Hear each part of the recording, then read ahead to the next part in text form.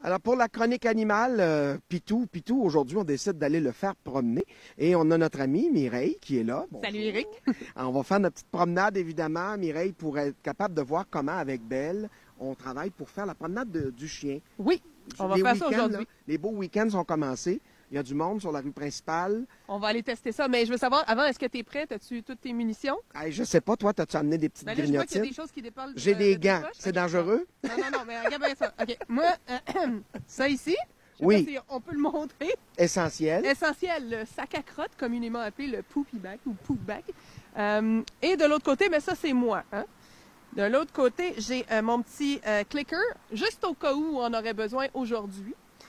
Et ça, le clicker, tu vas t'en servir pour la ramener à toi? Non, pas du tout. Le clicker, c'est juste une confirmation qu'elle a bien fait quelque chose. D'accord. Puis j'ai plein de munitions. Donc, si on peut voir ici, j'ai des munitions. Et souvent, les gens me demandent, mais je ne vais pas amener de la nourriture. Pas du tout, je ne vais pas amener de la nourriture.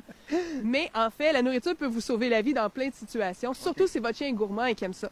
Donc, on va regarder. Ah, ben il y a autre chose d'important. On a une laisse. La distance de la laisse? La distance de la laisse. Oh, c'est une bonne question, ça. Ça, pour moi, à la grosseur de mon chien, c'est pas mal la distance idéale. Je sais qu'il y a des laisses qui sont aussi rétractables. Oui. Avec Belle, non, parce que ça donne trop de puissance au chien et puis ça l'encourage vraiment à tirer. Le chien va toujours avoir une tension dans la laisse. Okay. Et puis, généralement, ce qu'on essaie d'avoir, c'est un chien qui n'a pas de tension. T'sais, moi, je suis pas pro, il marche au pied puis il me suit exactement. Mais c'est l'ESMOL. Okay. Alors moi, pour l'ESMOL, ça, c'est parfait. Les chokers plus à mode? Ça existe encore, malheureusement. Tu vois que moi, je suis plutôt de type douce. Alors, moi, je préfère, regarde bien, je préfère apprendre à l'animal un nouveau comportement et que ça perdure dans le temps, au lieu d'utiliser des méthodes qui, sur le coup, fonctionnent, mais dès que tu enlèves la méthode, le chien vire fou complètement.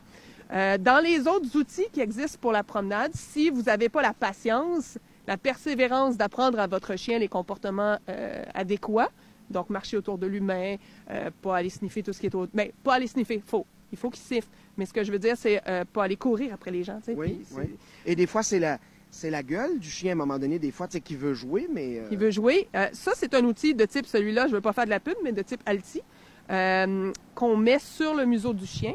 En fait, ça n'empêche pas le chien d'ouvrir la gueule, rien du tout. C'est juste que ça crée un inconfort. Donc, si le chien va trop loin, ça le ramène toujours comme vers nous. Alors, il finit par pas tirer. Donc, il y a aussi des harnais au niveau poitrail qui font la même chose, qui peuvent vous aider. Mais c'est des outils qui, si vous les avez pas, le chien va continuer à tirer. Okay. Parce qu'il faut comprendre qu'il y a des gens qui peuvent avoir peur, là. La belle bête, nous, là, on est rendu habitué avec, mais quelqu'un qui la connaît pas, qu'on les croise. Se tasser. On va voir qu'est-ce que ça va donner, mais généralement, les gens se tassent.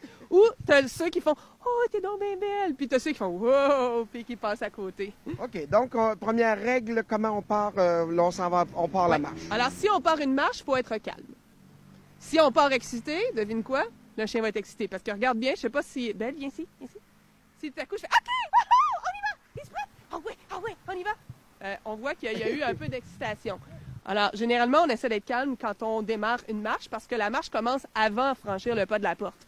Alors, on est calme, on est prêt, on la harnache, on la met. Moi, j'utilise moins la laisse dans le cou parce que je sais que le cou est très fragile pour l'animal. Alors, moi, je lui ai appris avec le harnais. Il y en a qui n'aiment pas ça du tout parce que souvent, ils disent que ça donne plus de puissance au chien pour tirer. Ah. D'où le fait que moi, je lui ai appris à rester à côté de moi. OK. Là, donc, c'est une question d'éducation. On essaie. Là, on s'en va, là, puis elle va partir comme une flèche. Tu gâches combien? Ça, c'est parce que tu es là. C'est un départ. C'est prêt? Es-tu prêt? Es-tu prêt? On part. On y va? Viens là. Viens là, au pied. Yes. Good girl.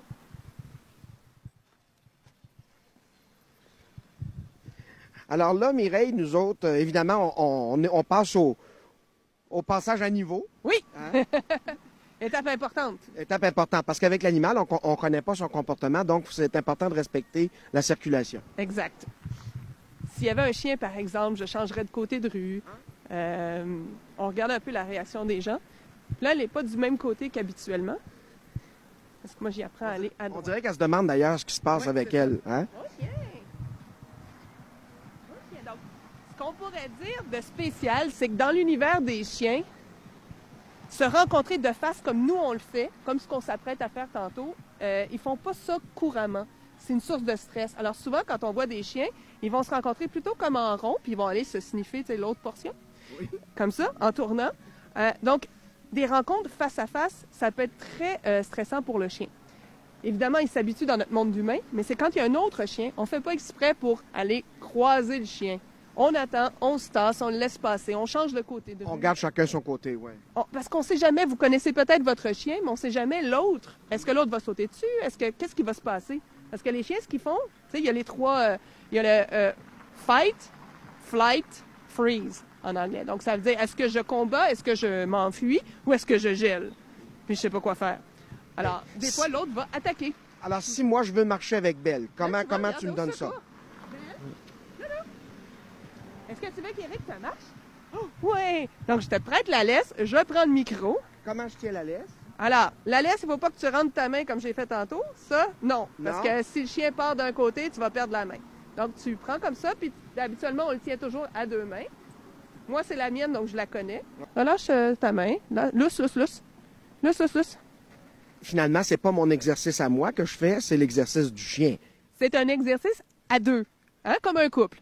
C'est une espèce de danse, de valse, où des fois, toi, tu prends la direction, puis des fois, là, c'est elle qui veut faire « Ah, tiens, mais regardez, dis-lui à droite. » À droite, à droite, à droite, à droite, tiens. Et voilà.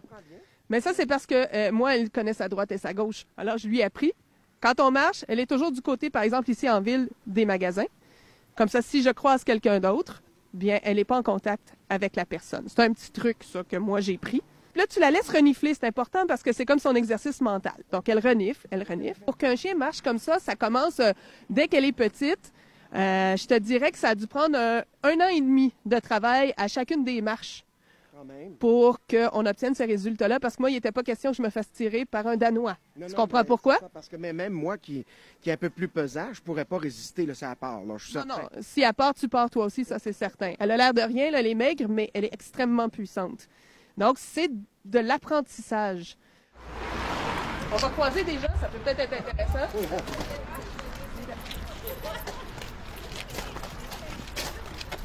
Allô? Oh, oui, tu veux me donner un bec comme vidéo? Ok. Tout fine, tout fine. C'est tellement belle, oui. Oh, ça me fait des pitous. Au début, on récompense. Moi, je mets tout de suite le mot, même si mon professeur disait non, faut qu'elle comprenne le comportement avant, mais moi, je me rends compte qu'ils sont capables de faire les choses en même temps. Alors, je mets tout de suite le mot, c'était au pied à l'époque. Viens, belle. Regarde. Au pied? Au pied? Oui, yes!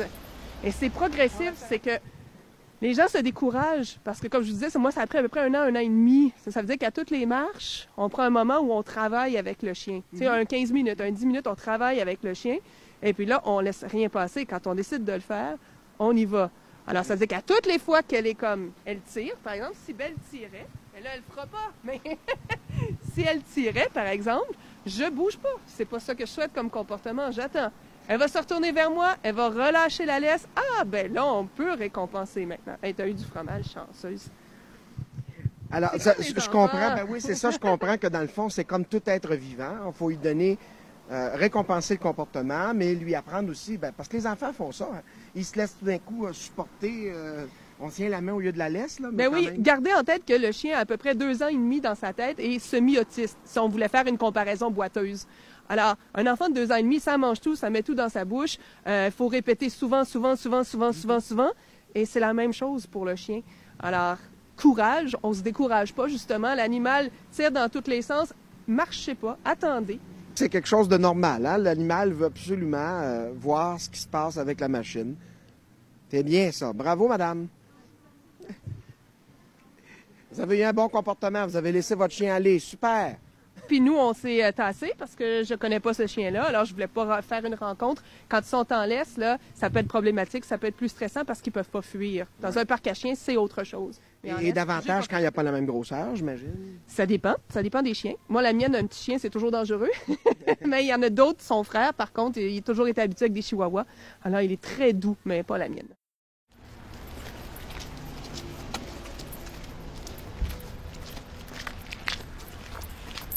Bravo.